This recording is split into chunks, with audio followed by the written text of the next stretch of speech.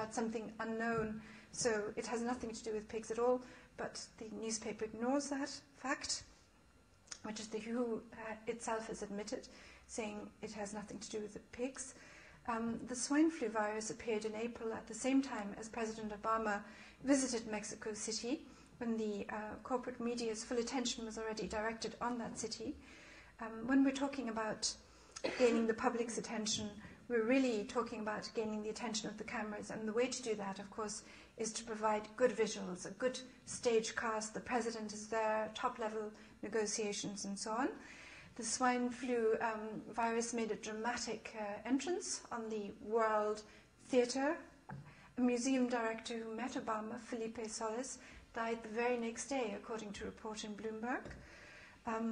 However, President Obama himself never took a test to see whether he had the swine flu virus, which seems rather strange considering how allegedly lethal and easily to catch this virus is. Some Mexican doctors have said that Mexico was actually the victim of a bioterrorist attack at that time. Anyway, the story of the media is that this virus overwhelmed the impoverished, overpopulated city, then the country. It brought the nation's health care delivery system to the verge of collapse, and it necessitated the drastic measure of putting the whole of Mexico City under quarantine. So the people there were cut off from food and water for 7 days, and there were riots as a result of that in April. We're told that the virus leapt across borders, it made its way to Canada and then to America, and now we're in the middle of a global pandemic, and it's engulfed Scotland, and 48 people have died from it. We're told that it's going to be, or could be, worse than the Spanish flu, which killed approximately 25% of the US population and as many 115 million people, especially US soldiers and the Navy. So watch out, US soldiers in the Navy, because we know that you're going to be the target for this time round.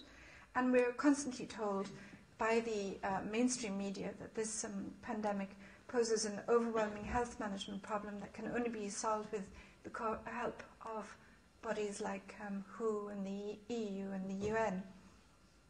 And we're told that the governments have been good enough to think about preparing for this, and they have prepared a mass vaccination program for us all, and that martial law may even be necessary to ensure that essential services don't break down as a result of the large numbers of dead people and absenteeism.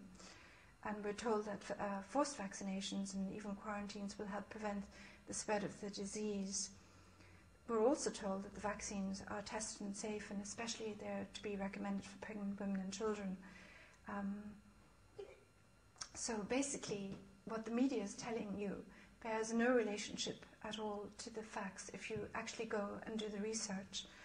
But we're in a radically new media environment where reports don't need to have any basis in fact at all. They just have to create the emotional atmosphere that makes people believe there is a pandemic. They just have to construct a plausible narrative that allows radical change in the form of new control mechanisms to be imposed on populations. The swine flu pandemic is designed and intended for the CEN and BBC cameras, and it's designed for an audience to build a consensus for mass vaccinations, for the need to close down borders, and for the need to a more centralized government and even the deployment of the military.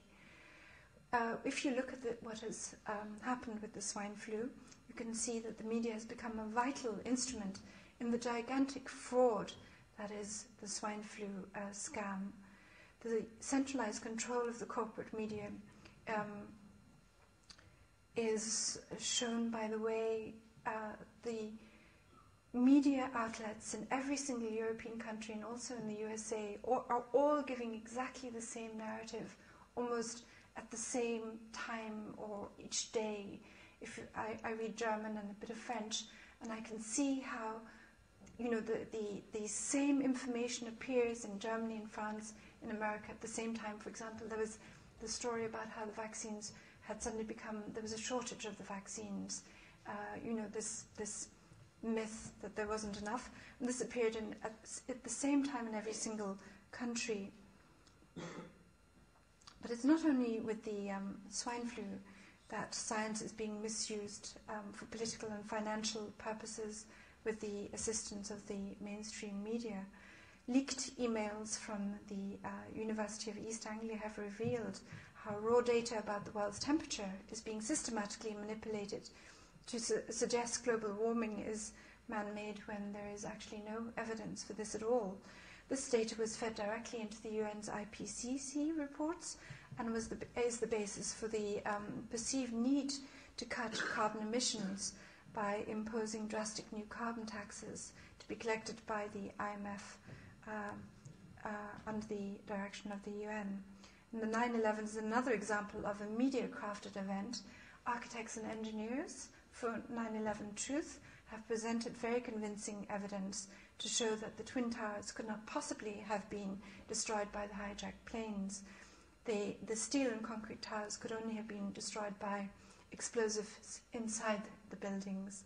Nevertheless, the destruction of these towers was necessary for the invasion of the Afghanistan to regain control of the heroin and also of the Iraq and the oil fields, and to justify an increase in the price of oil. The role of the media in constructing the 9/11 myth is shown by the way the BBC reported on the collapse of the third tower 20 minutes or more before the tower actually fell down. It was still visible in the background as the reporter was talking.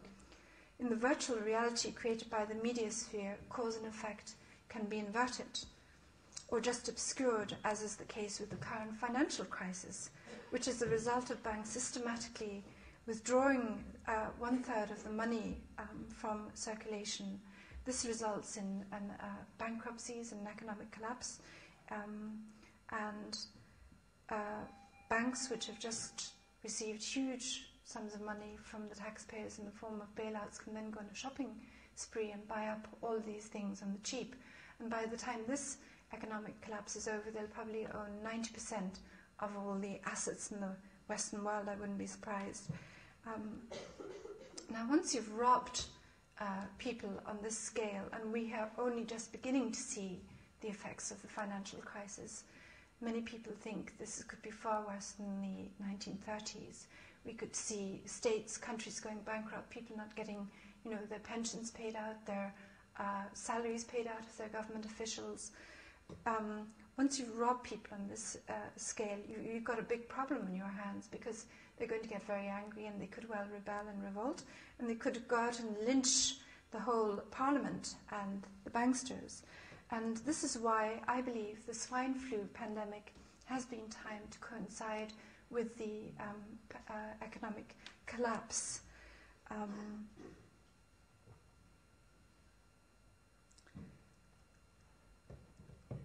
We can see, in fact, how a number of these, plots are all being timed to work or to come together at the same time. The UN taking control of economies through the Copenhagen Treaty, WHO of the health and military through the swine flu pandemic, so that just as the economy begins to collapse, this group of people have their control grid in place.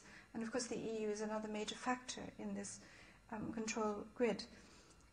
Now, the problem they're facing is that the independent media is spreading information and doing it very, very effectively.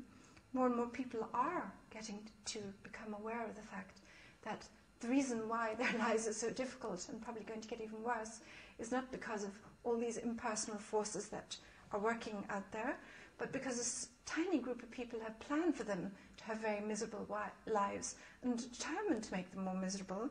And this is spread of this knowledge is becoming a great threat to the New World Order. We see in Europe people are not taking the swine flu vaccine. The take-up rate in Germany is about 3 or 4%. In France, I think 2 million out of 65 million people have taken it. In Switzerland, it's gone down to 12 or 10%, down from 70% at the beginning of summer. So people are really wising up to what's going on. And the media is no longer able to have the same effect that it used to have. the New World Order has actually used the mainstream